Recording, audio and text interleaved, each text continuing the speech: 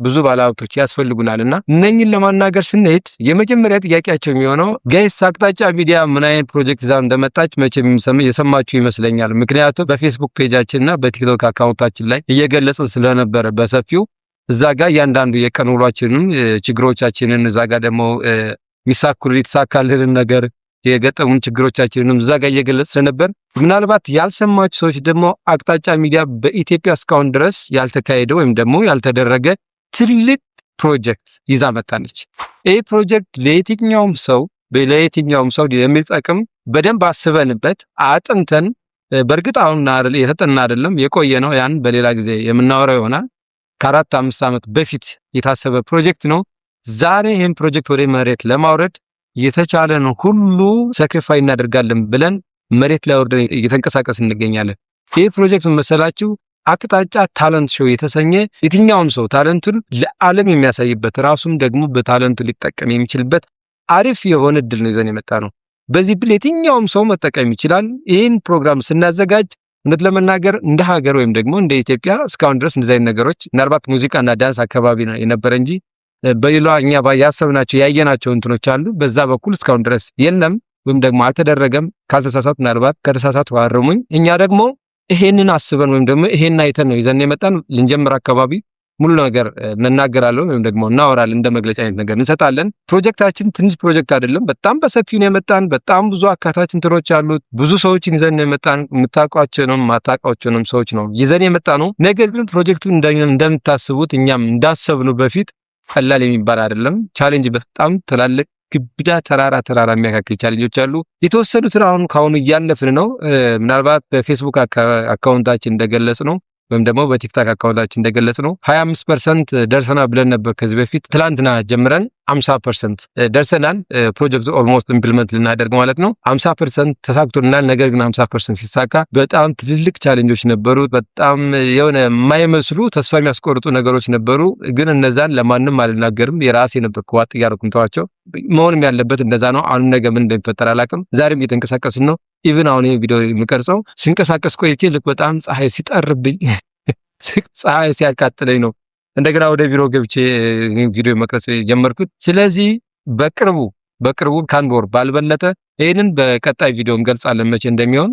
ከአንድ ወር ውስጥ ባልበለጠ አቅጣጫ ሚዲያ አቅጣጫ ታለንት ሾው የተሰኘ ትልቅ ሀገራዊ ፕሮጀክት ይዛ ትመጣለች። የመጀመሪያ ሾዋን የምታደርገው ባህር ዳር ከተማ ላይ ነው። አቅጣጫ ሚዲያ ያለችውን ባህር ዳር ስለሆነ የመጀመሪያ መነሻዋን ባህር ዳር ከተማ አድርጋ ከዛ በኋላ ሙሉ ኢትዮጵያን ቱር ታደርጋለች ማለት ነው። ይሄ በጊዜ ሂደት የሚካሄድ ይሆናል ማለት ነው። ሙሉ ፕሮጀክታችንን እንደነገርኳችሁ ቆይቷል። ከታሰበ 4-5 ዓመት በፊት የቆየ ፕሮጀክት ነው። ሙሉ ፕሮጀክታችንን ወይም ደግሞ ሙሉ መግለጫውን አቅጣጫ ታለንት ሾው ሊጀምር 2-3 ቀን ሲቀረው መግለጫ እንሰጣለን። የት እንደምንሰጥ አናውቅም። ምናልባት ከዜሮ ተነስተን ነው ሁሉ ነገር እያደረግን ያለነውና ያንን ሙሉ ነገር እናሳውቃለን።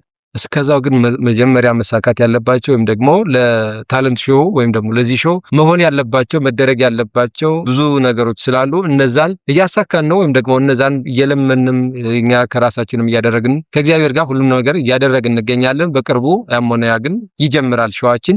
አንድ ትልቅ ቻሌንጅ ግን ከአቅማችን በላይ የሆነ ቻሌንጅ መጥቷል። ይሄ ምን መሰላችሁ? በእናንተ እጅ ላይ ያለ ነገር ግን እኛ ደግሞ ለዚህ ሾው ፕሮግራም እንዳናዘጋጅ ከአቅማችን በላይ የሆነ ቻሌንጅ ነው ወይም ደግሞ በጣም እኛ ልንገፋው ያልቻልነው ሌሎች በጣም ከዚህ የሚበላለጡ ቻሌንጆች እየገጠሙ ነው። ነገር ግን እነዛን በምንም እያለፍን ነው። በጥበብም ከእግዚአብሔር ፍቃድ ጋር ይሁነን እያለፍን ነው። ነገር ግን ከኛ ከአቅማችን በላይ የሆነ አንድ ቻሌንጅ ገጥሞናል። ምን መሰላችሁ? ብዙ ጊዜ ይሄ ሾው እንደነገርኳችሁ በጣም ትልቅ ሾው ነው። ብዙዎችን ሊረዳ የሚችል ብዙ ታለንት ያላቸውን ብዙ የፈጠራ ሰዎችን መስመር ሊያስይዝ የሚችል ነውና ይሄን ሾው ለማዘጋጀት የግድ የኛ አቅም ስለማይችል ብዙ ድርጅቶች ብዙ ባለሀብቶች ያስፈልጉናልና እነኝን ለማናገር ስንሄድ የመጀመሪያ ጥያቄያቸው የሚሆነው አካውንታችሁ መቼ ተከፈተ? አካውንታችሁ ምን ያክል ሰብስክራይበር ወይም ቤተሰብ አለው ነው የሚሉት። እና ሌላው ደግሞ ኒሻችሁ ምንድነው ነው የሚሉት። ኒሻችንን ብዙዎችን አሳምነናል። ከዚህ በፊት ሰራበት የነበረው ዩቲዩብ እያሳየው በዛ አምነውኛል። ነገር ግን አሁን ከአቅማችን በላይ የሆነብን የአካውንታችን ሰብስክራይበር መጠን ወይም ደግሞ ብዛትና የተከፈተበት አመት ነው ወይም ደግሞ የተከፈተበት ቀን ትክክል ናቸው። ነገር ግን የኛ ደግሞ ትልቅ ቻሌንጅ ሆነ። ስለዚህ አንድ ነገር ከናንተ እንለምን። ይሄን አካውንት በአንድ ሳምንት ውስጥ 1000 ሰብስክራይበር አስገቡልን። አሁን አንድ ድርጅት ጋር ጥሩ አግኝተን ነበር። ቢያንስ እንኳን ሞኔታይዝ እኮ ማድረግ አለባችሁ አይነት ነገር ነው ያሉት። ሞኔታይዜሽን እኛ ሾው ትልቅ ሾው ነው የምናዘጋጀው በአንድ ሳምንት መሆን ይችላል። ሰብስክራይበሩም ያኔ መሆን ይችላል። አሁን ግን ሰው ገና ስራ አካውንቱ አዲስ ስለሆነ የመጀመሪያ አካውንታችን ተዘግቶ አዲስ አካውንት ከፍተን ነው እየተንቀሳቀስን ያለና ፕሮጀክቱ ትልቅ ህልም ያለው ነው። ትልቅ ስራ ይዞ ነው የመጣ። ይሄን ታሳቢ አድርጉልን ምናምን ስላቸው ብዙዎቹ ደስተኛ አይደሉም። ስለዚህ እንለምናችሁ አካውንት በአንድ ሳምንት ውስጥ 1000 ሰብስክራይበር አስገቡልን። በቃ 1000 ሰብስክራይበር አስገቡልን። ሌላውን ስራ ለኛ ተውት። ከዛ በኋላ እናንተ የምትኮሩበት ስራ ይዘን እንመጣለን። ምንም ጥርጥር የሌለው ከምንም ነገር ገለልተኛ የሆነ ስራና ስራ ብቻ በቃ ታለንት ሾውን ብቻ የሚያዘጋጅ ሚዲያ ነው። ሚዲያው ስለምንም ነገር አጠራጠሩ።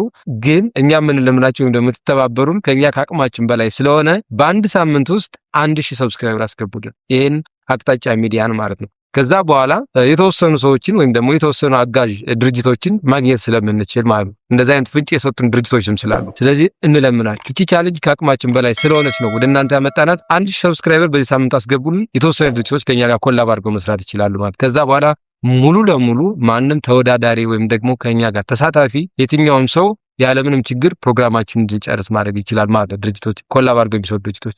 ስለዚህ ይሄን ለማለት ነው። ቀጣይ ደግሞ ምን እንደደረገጠመን ወይም ደግሞ ምን ደረጃ ላይ እንደደረስን በቀጣይ ቪዲዮ እንለቃለን። ሰብስክራይብ እያደረጋችሁ እስከዛ ጠብቁን። ቻው።